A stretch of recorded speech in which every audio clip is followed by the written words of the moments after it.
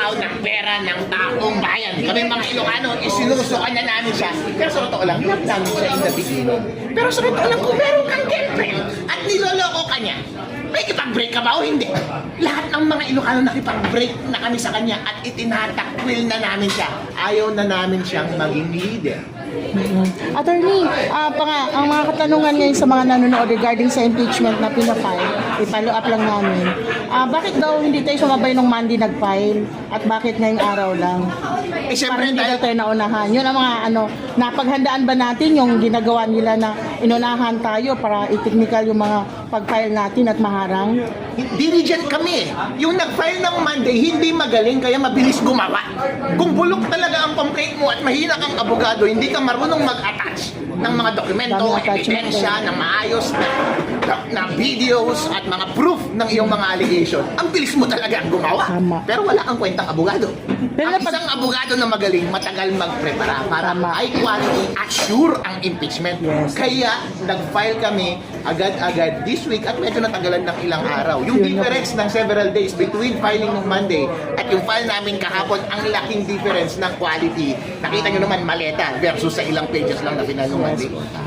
So last year po ba napaghandaan nyo na po ang mag-file ng impeachment or nitong January lang?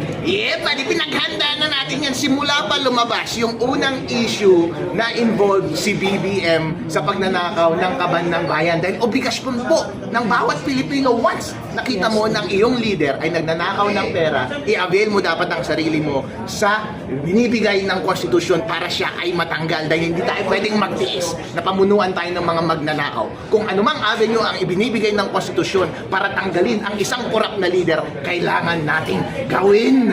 Kaya handang-handa kami para sa impeachment na ito. Kaso nga lang pinurnada tayo kahapon. If ever, attorney, titingnan natin yung negative side. If ever talaga na gagawa talaga sila ng maraming technicality. So, maaasahan natin na itong reklamo natin mapupunta na sa Supreme Court.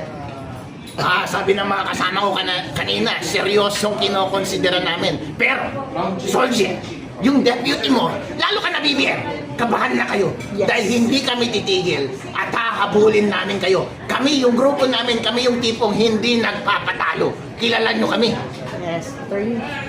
Mabuhay ang Story living kasi sila actual na dinemonstrate na nila video live exclusive mula sa camera ng isa sa mga complainant. Sila na mismo ang nag-demo ng kanilang kasamaan at kakurapan at mga katiwalian malinaw sa House Rules, sa Constitution na dapat tanggapin as a matter of course, ministerial duty ng Secretary.